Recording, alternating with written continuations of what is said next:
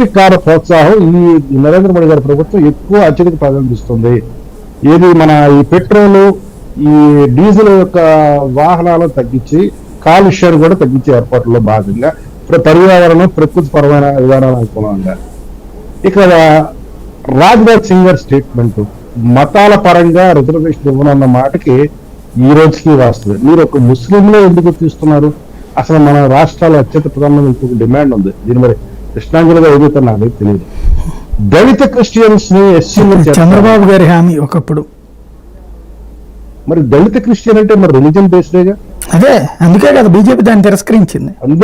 అందుకనే రాజ్నాథ్ సింగ్ గారు చెప్పింది కేవలం ముస్లింలనే వ్యక్తులు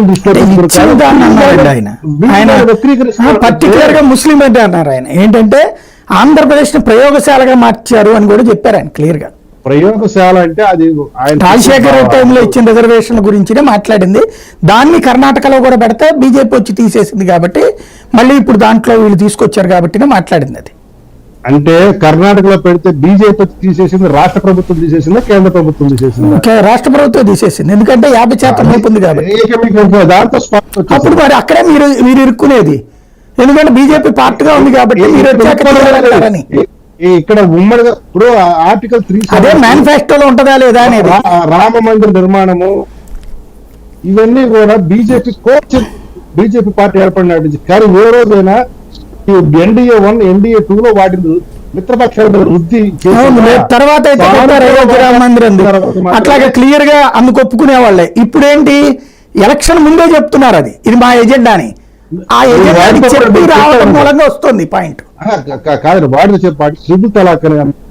అది ముస్లిం సమాజంలో ఎంత ఉద్ధరించిందో ఖచ్చితంగా అది ఎంత మార్పు తీసుకొస్తుందో మీరు భవిష్యత్తులో మీరు చూస్తారు.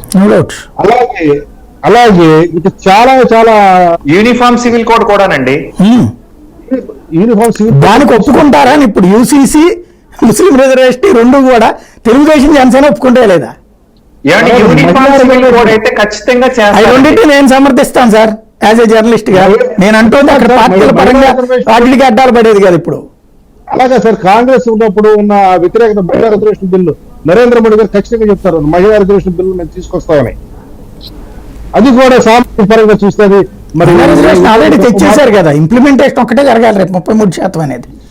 నెక్స్ట్ 2026లో జరుగుతుంది. అది స్థానిక సంస్థల్లో ఉంది కానీ ఎమ్మెల్యే ఎంపీలు కూడా అదే ఇప్పుడు మహిళా రిజర్వేషన్ చట్టసభల్లో అన్నది 26 నుంచి అని చెప్పారు. నియోజకవర్గాల పునర్విభజన అవగానే చేస్తామని చెప్పేశారు కదా ఆల్రెడీ చట్టం.